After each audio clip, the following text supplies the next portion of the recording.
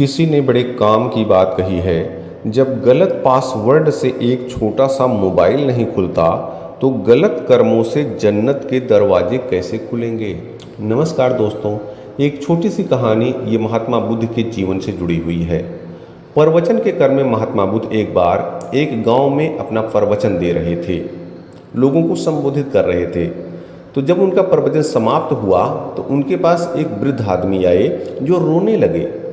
तो उनके रोने से महात्मा बुद्ध भी आश्चर्य में पड़ गए कि ये इनको क्या हो गया। तो पूछे तो उन्होंने बताया कि मेरा एक बड़ा लड़का है जो कुछ काम नहीं करता, दिन भर सोता रहता है और भगवान को कोसता रहता है कि भगवान ने हमको सिर्फ शरीर दे दिया, इस शरीर के अलावा मुझे कुछ भी नहीं दिया भगवान ने, और मुझे गरीबी में रखा है, मतलब तमाम ऐसी बातें वो कहता रहता है। तो महात्मा बुद्ध ने कहा कि रोइए मत, उसको मेरे पास ले आइए। तो उन्होंने कहा कि नहीं, आपके पास तो आएगा, लेकिन मुझे डर है कि आपको भी कुछ कहे ना दे। पहली बात तो आएगा नहीं, अगर मान लो आ गया तो इतना उल्टा बोलता है कि आपको भी कुछ ना कुछ उल्टा बोल देगा। तो महात्मा बुद्ध ने कहा इसकी चिंता तुम मत करो, मुझे कुछ भी बोलेगा मैं सह लूँगा, मैं तो लोगों को सुनता रहता हूँ और अपनी जो सही बातें वो सुना देता हूँ, तो मुझे किसी की बातों का कोई असर नहीं होता, कोई कुछ भी कहे मैं उसको अपने ऊपर नहीं लेता। अब 2-3 लोगों को महात्मा बुद्ध ने और भेजा, अपने शिष्यों को भेजा, उनके साथ कहा जाओ इनकी बेटी को ले आओ। गए सब, वो बेटा जो है सो रहा था, उसको जगाए तो उसने कहा कि नहीं, मैं किसी साधु महात्मा विश्वास नहीं करता, मैं किसी के पास नहीं जाऊंगा, मुझे क्या देंगे, अभी मुझे प्रवचन सुनाएंगे, तुम ऐसे करो वैसे करो, मैं नहीं जाऊंगा। लेकिन जब उनके साथ के शिष्य लोग थे, उन्होंने कहा कि वो महात्मा बुद्ध तुम्हारी हर समस्या का हल कर देंगे, तुम्हारी जो भी समस्या उसका समाधान कर देंगे, तुम चलो एक बार, अगर नहीं होगा तुम चले आना। जब लोगों ने ज़्यादा कहा तब वो तैयार हो गया और आया, महात्मा बुद्ध के सामने आया, ऐसे खड़ा हो गया। मतलब मुझसे पूछा बताओ क्या समस्या। तो उसने कहा कि भगवान ने तो हमें सिर्फ ये शरीर दे दिया और कुछ दिया नहीं, हमारे पास तो कुछ खाने पीने भी नहीं है, हम बहुत एकदम गरीब हैं, भगवान ने हमें सिर्फ ये निकम्मा शरीर एक तरह से दे दिया और कुछ भी नहीं है। तो महात्मा बुद्ध ने कहा तुम पैसा चाहते हो, तुम अमीर बनना चाहते हो ना। तो मुझे कहा हाँ मैं पैसा चाहता हूँ। उन्होंने कहा मैं तुम्हें रास्ता बता देता हूँ, तुम्हें पैसा मिल जाएगा, ठीक।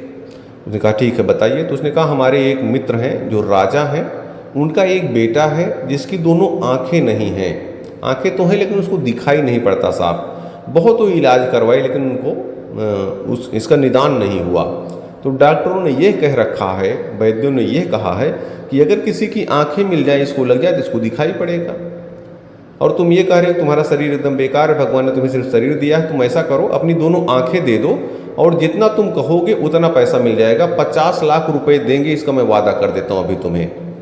और तुम उनको दोनों आंखें दे दो और तुम बैठे रहते हो, तुम्हें देखने की ज़रूरत है नहीं, तुम्हारे पास खूब सारा पैसा आ जाएगा। अब वो जब ये सुना तो जो युवा था वो सन्न रह गया। उसने कहा नहीं मैं अपनी आंखें नहीं दे सकता। उन्होंने कहा क्यों नहीं दे सकते हो। तो फिर उन्होंने कहा, महात्मा ने कहा अच्छा ठीक है तुम दोनों आंखें मत दो, एक आंख दे दो अपनी, एक आंख के भी मैं तुम्हें 50 लाख रुपए दिलवा दूंगा और तुमको भी दिखाई पड़ेगा, उनका भी काम हो जाएगा, वो बच्चा भी देखने लगेगा और तुम्हें पैसे भी मिल जाएंगे। अब वो जो युवा था वो फिर भी सन्न रह गया, वो कुछ बोल ही नहीं पाया क्या बोले। उसने कहा नहीं मैं अपनी आंखें नहीं दे सकता, मैं अपनी आंखें किसी कीमत पे नहीं दे सकता। अब जो महात्मा बुद्ध ने कहा वो ध्यान से सुनिएगा। महात्मा बुद्ध ने कहा अभी तक तुम कह रहे थे कि हमारा बेकार शरीर है, हमको भगवान ने सिर्फ ये शरीर दे दिया है और इस शरीर के एक अंग जो आँख है उसकी कीमत तुम्हें इतनी मिल रही है और तुम देने को तैयार नहीं हो और पूरे दिन रात कोसते रहते हो भगवान ने हमें सिर्फ बेकार का शरीर दिया है। जो युवा था अब उसको समझ में आ गया था, वो भगवान के चरणों में गिर गया और वो समझ गया था अब क्या करना है और वो वापस गया, उसका जीवन पटरी पर आ गया। दोस्तों कहानी बहुत ही छोटी है, इसका सार स्पष्ट है कि हम लोग भी बहुत बार अपने समझते हमारे पास कुछ है ही नहीं, सिर्फ भगवान ने हमको यहाँ पर पैदा कर दिया है। ऐसा कभी मत सोचिए, आपका ये शरीर बहुत कीमती है, आपके कर्म बहुत कीमती हैं, आपके विचार बहुत कीमती हैं। इस शरीर का और इसके अंदर जो विचार है उसका प्रयोग करके, अपनी बुद्धियों का प्रयोग करके, अपनी योग्यताओं का प्रयोग करके आप इस जीवन में बहुत आगे जा सकते हैं, बहुत ज़्यादा पैसे कमा सकते हैं। तो कभी भी आगे जब भी आपको ऐसा लगे कि हमारे पास कुछ भी नहीं है, आप थोड़ा ठीक से अपना मूल्यांकन कीजिए और भगवान को धन्यवाद दीजिए। भगवान ने आपको इतना अच्छा शरीर दिया है, आप इसके सहारे बहुत ऊंचाइयों तक पहुंच सकते हैं। तो वही बातें जो आपको बताता रहता हूं हमेशा हर वीडियो में, भगवान ने जो भी चीज़ें आपको दी हुई हैं, सच्चे मन से उन सभी चीज़ों के प्रति कृतज्ञता का भाव बनाइए और अपने जीवन को बेहतर से बेहतरीन बनाइए। याद रखिए, ऊपर वाले न भूलते हैं न भूल करते हैं, वह आपके प्रत्येक कर्म का फल अवश्य देते हैं। बहुत बहुत धन्यवाद। किसी ने बड़े काम की बात कही है, जल्दी जागना हमेशा ही फायदेमंद होता है, चाहे वो नींद से हो, अहम से हो या वहम से हो। नमस्कार दोस्तों, एक छोटी सी कहानी। यह कहानी पिता पुत्र की है। एक पिता थे जो मूर्तिकार थे। धीरे धीरे उनका बेटा था वो बड़ा होने लगा, तो मूर्तियों को बनाने में उनका साथ देने लगा, मूर्ति बनाने की कला उनसे सीखने लगा। और धीरे धीरे जब उनका पुत्र बनाता, मूर्तियों को बनाता, वो देखते और कहते कि इसमें यह कमी रह गई है, इसको सही करो। और वो बेटा उस कमी को सुधार देता और अच्छी मूर्ति बनाता। धीरे धीरे बेटा बड़ा होने लगा और वो बहुत अच्छी मूर्तियां बनाने लगा। जब भी वो मूर्ति बना करके रहा था, पिताजी देखते, खुश होते और उसको कहते कि बेटा ये थोड़ा सा इसमें और ऐसा कर लो तो और अच्छा हो जाएगा, और उसमें सुधार कर देता। धीरे धीरे वो बेटा बड़ा हो गया और उसकी मूर्तियां अच्छे दाम में बिकने लगी। और एक समय आया कि जब उसकी मूर्ति पिता से ज़्यादा दामों पर बिकने लगी। पिता की मूर्तियों को लोग इतना पैसा नहीं देते थे, उससे ज़्यादा पैसा उस बेटे की मूर्तियों के लिए लोग देने लगे। उसकी प्रसिद्धि भी बढ़ने लगी। अब उसके फिर भी जब भी वो मूर्ति बना करके लाता, पिताजी को दिखाता, देखते तो कहते कि बेटा तो अच्छा बना है, थोड़ा सा ये है। लेकिन अब उसको यह बात चुभने लगी। जब मूर्ति बना के लाता, पिताजी कहते तो उसको लगता, मन में वो सोचता कि ठीक नहीं है। और एक दिन उसके सब्र का बांध टूट गया। एक मूर्ति बहुत अच्छे से बनाया और ले करके आया। पिताजी ने कहा उससे, बेटा ये बहुत अच्छी बनाए हो, ये कमी रह गई। तो उसने कहा, पिताजी मैं कुछ भी बना के लाता हूँ, अब डेली कमी निकालते रहते हैं। अगर आप इतने ही बड़े मूर्तिकार हैं, इतनी अच्छी आपको परख है, तो आपकी मूर्तियाँ तो मुझसे कम दामों में बिकती हैं और आप मेरी कमियाँ बराबर निकालते रहते हैं। उसकी बात को सुन करके पिताजी सन रह गए। अरे ये बेटा ऐसा कर रहा है। उन्होंने कहा ठीक है बेटा। अब उस दिन के बाद से जब भी वो मूर्ति बना के दिखाता तो पिताजी कहते ठीक है बेटा। अच्छा, वो उसमें कोई कमी नहीं निकालते थे। इसका प्रभाव आगे ये हुआ कि धीरे धीरे उसकी मूर्तियों के लिए लोगों ने पैसा ज़्यादा देना कम कर दिया।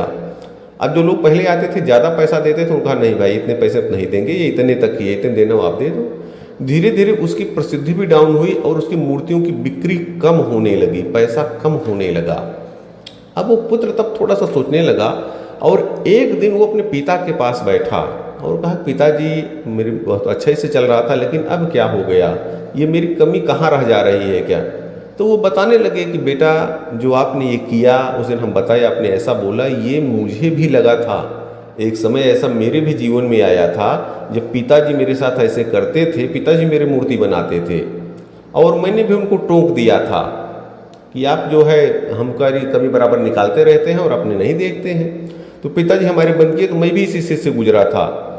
तो उन्होंने कहा लेकिन आप बार बार ये क्यों ऐसा करते थे, क्यों ऐसा हुआ? तो कहते थे कि बेटा आप मूर्ति बहुत अच्छी बनाते हैं, इसमें कोई शंका नहीं है, लेकिन मैं जब इसकी थोड़ी सी कमी निकालता था तो आपको लगता था कि मेरे अंदर थोड़ी कमी रह गई है, आप उसको दूर करने की कोशिश करते रहते थे।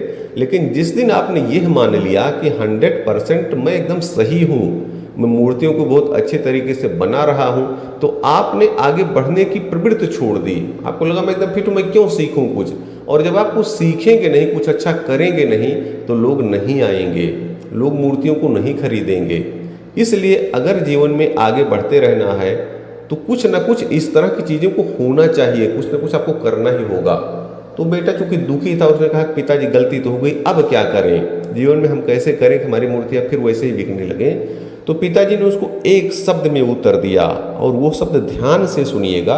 उन्होंने कहा कि असंतुष्ट रहना सीख लो। किससे? अपने से, अपनी योग्यता से, अपने कामों से थोड़ा सा असंतुष्ट रहना सीखो। इस रूप में मेरे काम में थोड़ी सी कमी है, तब आप अपने उस काम को और अच्छे तरीके से करते जाओगे और हमेशा बेहतरी के लिए आप प्रयास करते रहोगे। और बेटे ने पिता की बात मान ली। धीरे धीरे अब फिर वो उसी तरह से उसने पिताजी के चरणों पर पड़ा और आग्रह किया, पिताजी आज के बाद से फिर मैं जब भी कोई मूर्ति बनाऊं, आप मेरे ऊपर कृपा रखिए और उसके बारे में कुछ न कुछ कमी बताइए, ताकि मैं अपनी योग्यताओं को बढ़ा सकूं और आगे अपना काम अच्छे तरीके से कर सकूं। दोस्तों ये छोटी सी कहानी है, इसका सारा स्पष्ट है कि अगर हमें हमारे से बड़े कोई लोग हैं, हमारे बड़े बुजुर्ग हैं, अगर हमें कोई बात बताते हैं तो हमें उनकी बातों को गौर से सुनना चाहिए, ध्यान से सुनना चाहिए और सुधार की कोशिश करनी चाहिए एक। और दूसरा है कि जीवन में अगर आपको किसी क्षेत्र में आगे बढ़ना है तो कभी मन में यह मत सोचिए कि मैं 100% पूरा हो गया हूँ। यह मान के चले कि हमारे अंदर कुछ कमी है और हम सुधार सकते हैं, क्योंकि इस संसार में, इस जगत में कोई भी 100% सही नहीं है। कुछ ना कुछ कमियां सबके अंदर है। हमें कोशिश करनी है कि उनके अंदर अगर कुछ अच्छाइयां हैं उनको प्रेरित करने की कोशिश करें, क्योंकि आदमी जीवन में अपनी अच्छाइयों पर काम करके ही आगे बढ़ सकता है। तो दोस्तों इस प्रकार से आपको जो बताता रहता हूँ, कृतज्ञता का भाव यह है कि आपके अंदर जो भी गुण है, जो भी चीज़ें आपको भगवान ने दी हुई है, अगर आप उनके प्रति कृतज्ञ रहेंगे तो चीज़ें बढ़ेंगी। वही बात जो हर कहानी के अंत में कहता रहता हूँ, भगवान ने जो भी चीज़ें आपको दी हैं उन सभी चीज़ों के प्रति कृतज्ञता का भाव अपनाइए और अपने जीवन को बेहतर से बेहतरीन बनाइए। याद रखिए, ऊपर वाले न भूलते हैं न भूल करते हैं, वह आपके प्रत्येक कर्म का फल अवश्य देते हैं। बहुत बहुत धन्यवाद। किसी ने बड़े काम की बात कही है, जब गलत पासवर्ड से एक छोटा सा मोबाइल नहीं खुलता तो गलत कर्मों से जन्नत के दरवाजे कैसे खुलेंगे। नमस्कार दोस्तों, एक छोटी सी कहानी। यह कहानी एक भगवान के भक्त की है। एक आदमी थे, नेक दिल थे, वो सच्चे मन से भगवान की पूजा करते थे और उनसे अपनी इच्छाओं को कहा करते थे। चमत्कार देखिए, एक दिन भगवान खुश हो गए और उनके सामने प्रकट हो गए और कहे कि भक्त मांग लो जो तुम्हें मांगना है। उन्होंने कहा अच्छा ठीक है। भक्त वो सोचने लगे क्या मांगे भगवान से, क्या मांगे क्या मांगे, वो सोचने लगे और उन्होंने फिर कहा, उनके पास घर नहीं था, उन्होंने कहा कि भगवान हमारे लिए घर बना दीजिए, हमारा घर 5 मंजिला हमारा घर बन जाए। तो भगवान ने कहा ठीक है, आप जो मांग रहे हो वो मैं सब दूंगा आपको, लेकिन एक शर्त रहेगी, जो भी आप मांगेंगे उसका डबल आपके गांव वालों को मिलेगा। उनका ठीक है। घर मांग लिए कि हमारा घर 5 मंजिल का हो जाए और भगवान ने कहा तथास्तु, और देखते ही देखते उनका घर 5 मंजिल का आलीशान घर बन गया, हवेली बन गई। लेकिन अगले ही पल जो देख रहे हैं, गांव में जो अन्य लोग थे उनके घर भी बन गए और 5 नहीं 10 मंजिल के घर बन गए। अभी जब बाहर निकलते देखते तो लोगों का अपना घर देखते 5 मंजिला और दूसरों का देखते 10 मंजिला, तो इनको बड़ा वो होता, ये शौक महसूस करते, अच्छा नहीं महसूस करते, इनको लगता मेहनत हमारी है और सबके घर तैयार हो गए। फिर लेकिन हालांकि ये चलता रहा। फिर कुछ दिनों बाद इन्होंने एक बार फिर पूजा की, भगवान फिर प्रकट हुए। उन्होंने कहा प्रभु अब घर तो आपने बना दिया, एक गाड़ी चाहिए थी, आने जाने में दिक्कत आती है। तो भगवान ने कहा इसमें कौन सी बात है, गाड़ी आपको मैं तुरंत देता हूँ। और देखते ही देखते एक आलीशान कार उनके दरवाजे पर खड़ी हो गई। लेकिन फिर क्या हुआ, दूसरे ही पल देखते हैं गांव के जो अन्य लोग थे उनके घर पे 2-2 गाड़ियां खड़ी हो गई। अब जब ये कहीं जाते अपनी कार लेके जाते और जब गांव में निकलते तो गांव वाले लोग घूम भी रहे हैं, कार लेके जा रहे हैं, गाड़ी सबके दरवाजे पर खड़ी है। ये देख करके इनको बड़ा बुरा महसूस होता। ये मन में सोचते कि मेहनत हमने किया, भगवान को खुश हमने किया और गांव वाले इसका फ़ायदा उठा रहे, देखे सबका घर बन गया, सबकी गाड़ी हो गई। अब इनके मन में कुछ चलने लगा, क्या करूं और क्या करूं कि थोड़ा इसका अलग वो इफेक्ट कुछ हो। तो ये इनके एक मित्र थे जो थोड़ा समझदार थे, दूसरे गांव में रहते थे। एक बार उनके पास गए उनसे सलाह लेने के लिए और बताए, अपनी बातें बताई, देखिए भगवान की मैं पूजा करता हूँ, तपस्या करता हूँ, भगवान खुश हुए और ऐसा वरदान दिए। तो जो इनके मित्र थे वो भी खुश हो गए, अरे भाई वाह, आपका गाँव तो इस समय चमक रहा है एकदम, उसके जैसा इस क्षेत्र में कोई गाँव नहीं है, सबके घर देखे आलीशान बन गए, गाड़ियाँ सबके घर पे 2-2 गाड़ियाँ खड़ी हैं, अरे चमत्कार है, आप तो बड़े भाग्यशाली हैं। तो इनके जो मित्र थे वो कहे क्या भाग्यशाली, मेहनत मेरी है, मैंने तपस्या की है और गांव वाले यूं ही फ़ायदा उठा रहे हैं उसका। और ये फिर अपनी व्यथा उनको बताते हैं अपने मित्र को। तो अगले ही क्षण जो इनके मित्र थे उन्होंने उनको सलाह दी कि इस बार जब भगवान आए तो आप ये चीज़ मांग लेना। और ये वहाँ से चले आए। तीसरी बार फिर घर पे बैठे, भगवान की पूजा किए, आराधना किए, भगवान प्रकट हुए और कहे वत्स मांग लो, क्या मांगते हो। तो उन्होंने कहा कि भगवान हमारा एक पैर गड़बड़ कर दो, चलने में हम ठीक से चल नहीं पाए, ऐसा कुछ कर दो। और भगवान ने कहा तथास्तु, ठीक है, जब यही चाहते हो, क्योंकि इन्होंने कहा कि हमारे पास गाड़ी तो ही, पैर थोड़ा गड़बड़ भी रहेगा तो भी हम गाड़ी से चल लेंगे, काम को पैदल चलना है। इनके एक पैर में कुछ समस्या आई, लेकिन अगले ही पल गांव के जितने लोग थे सबके दोनों पैरों में समस्याएं आ गई, क्योंकि वरदान की शर्त यही थी कि जो मांगोगे वो डबल मिलेगा। अब गांव के लोग जितने लोग थे जब वो चलते तो लगड़ा के चलते, कोई ठीक से चल नहीं पाता, कोई दौड़ नहीं पाता। अभी जब ये बाहर निकले तो इनको तो हल्की सी समस्या थी, लेकिन बाकी लोगों को ज़्यादा दिक्कत थी। अब ये वो देखते तो खुश हो जाते इनको, और इनको लगा कि अब ये हुई काम की बात, नहीं तो अब तक मेरी मेहनत से लोग अच्छा कर रहे थे, और अब जरा सा हुआ, अब लोगों को पता चलेगा कैसे लोग अपना काम करेंगे। और ये सोच करके इनको सुकून महसूस होने लगा, थोड़ा सा अच्छा महसूस होने लगा। दोस्तों, ये छोटी सी कहानी, इसका सार यह है कि हम अपने खुश से, अपने सामान से सुखी नहीं हैं। हम दूसरों को देख करके, दूसरों के खुशियों को देख करके दुखी हैं। हमारी समस्या यह नहीं है कि हमारा 5 मंजिला 3 मंजिला मकान है। हमारी समस्या ये कि हमारे पड़ोसी के पास कैसे 5 मंजिला 10 मंजिला मकान है। हमारी गाड़ी 5 लाख वाली है, हमारे पड़ोसी की गाड़ी 10 लाख वाली कैसे है। हमारे पास 3 BHK का मकान है, हमारे पड़ोसी के पास 5 BHK कैसे है। ये सोच करके हम परेशान होते रहते हैं, ईर्ष्या में जलते रहते हैं, और अपने सामान का, अपनी चीज़ों का आनंद नहीं ले पाते हैं। ये चीज़ें दोस्तों कभी जीवन में सुकून नहीं प्राप्त करने देती हैं।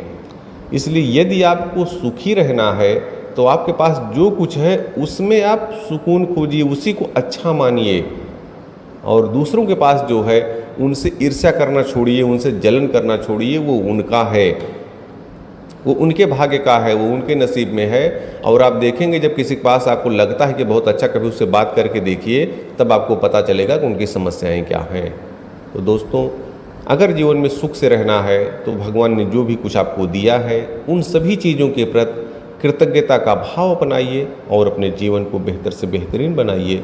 याद रखिए, ऊपर वाले न भूलते हैं न भूल करते हैं, वह आपके प्रत्येक कर्म का फल अवश्य देते हैं।